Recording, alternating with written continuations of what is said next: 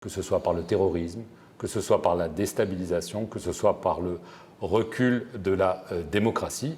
Est-ce que vous partagez ces inquiétudes? Hélas, je partage ces inquiétudes, puisque le tableau, en effet, est sombre, bien que je reste optimiste pour l'avenir. Mais il était important d'attirer l'attention du monde entier sur ce qui se passe présentement sur notre continent. Au plan de la sécurité et de la lutte contre le terrorisme, le continent aujourd'hui est métastasé par des fronts ouverts, d'abord dans le Sahel, dans le bassin du lac Tchad avec Boko Haram, dans la Corne de l'Afrique, en Centrafrique et même au Mozambique. Et plus grave, aujourd'hui, la lutte du Sahel est en train d'atteindre la côte océanique. Alors, si l'on considère donc les conflits intérieurs, les coups d'État, en Afrique de l'Ouest, nous avons deux pays qui ont été frappés, le Mali, la Guinée. En plus, ce qui se passe au Soudan, la crise qui est venue, la crise en Éthiopie, on voit qu'il y a un tableau quand même assez préoccupant. Monsieur le Président, vous l'évoquiez, la menace djihadiste est aux portes du Sénégal. Est-ce que vous craignez que votre pays soit la prochaine cible? Vous savez, mon pays, comme tous les autres pays, sont des cibles. Peut-être qu'ils n'ont pas encore opéré sur notre territoire.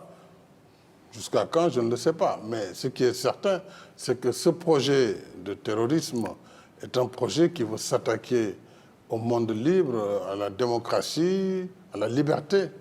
Tant qu'ils pourront avoir de l'influence, ils essaieront. Ils sont plus loin à notre frontière, mais nous sommes préparés à faire face, quoique que cela puisse nous coûter. Mais concrètement, est-ce qu'il y a eu des tentatives d'infiltration à la frontière avec le Mali, voire des tentatives d'attentats déjoués sur le sol sénégalais? Non, des attentats, non, je ne dirais pas. Il y a parfois de fausses alertes, mais il est clair qu'aucun pays ne peut être à l'abri. On le voit, les plus grandes puissances sont frappées tous les jours. Donc moi, je ne peux pas avoir la prétention de dire que mon pays ne sera pas frappé, mais ce qui est sûr, c'est que nous saurons être résilients pour défendre notre territoire national. Ça, j'en fais un point d'honneur, et nos forces de défense et de sécurité, comme leur devise leur indique, on nous tue, mais on ne nous déshonore pas. Et c'est une obligation fondamentale pour le Sénégal de défendre son territoire, quoi que ça puisse coûter. Cela dit, nous devons être solidaires de ce qui se passe autour de nous, et parce que ce qui se passe autour de nous nous impacte. Aujourd'hui, nous avons ici la libre circulation des personnes et des biens. On n'a même pas besoin de passeport pour passer d'un pays à un autre dans l'espace CEDEAO. Donc il est facile. Les populations sont les mêmes, dans les frontières, c'est les mêmes familles. Donc vous voyez, c'est très difficile de pouvoir assurer une fermeture étanche, c'est pas possible. Mais nous continuons à nous battre pour que la sécurité, la paix soient garanties, mais aussi le développement, puisqu'il faut assurer le développement dans les régions éloignées, apporter des besoins et des biens pour les populations, que ce soit la santé, l'éducation, vraiment les commodités usuelles pour pouvoir les mettre à l'abri de la tentation du terrorisme.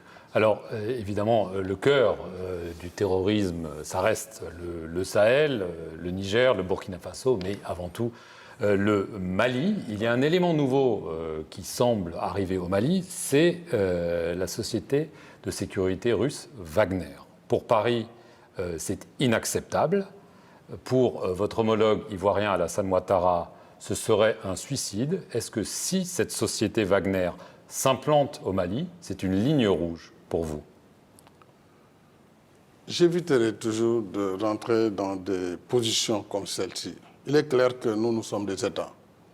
La sécurité se défend au niveau des États, ça c'est un principe.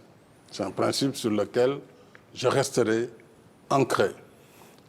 Nous avons interrogé les autorités maliennes au sein de la CEDEAO. Nous avons posé les questions précisément sur ces rumeurs qui circulaient à propos d'une société privée de sécurité Wagner.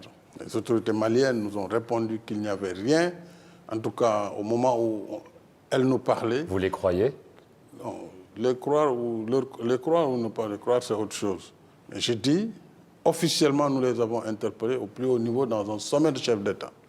Nous avons interpellé à travers le médiateur de la CEDEAO. Ils ont dit qu'ils ne sont pas en négociation, il n'y a pas d'accord en tout cas, Mais il est clair que l'apparition d'une société privée va compliquer la situation du Mali, ça c'est clair.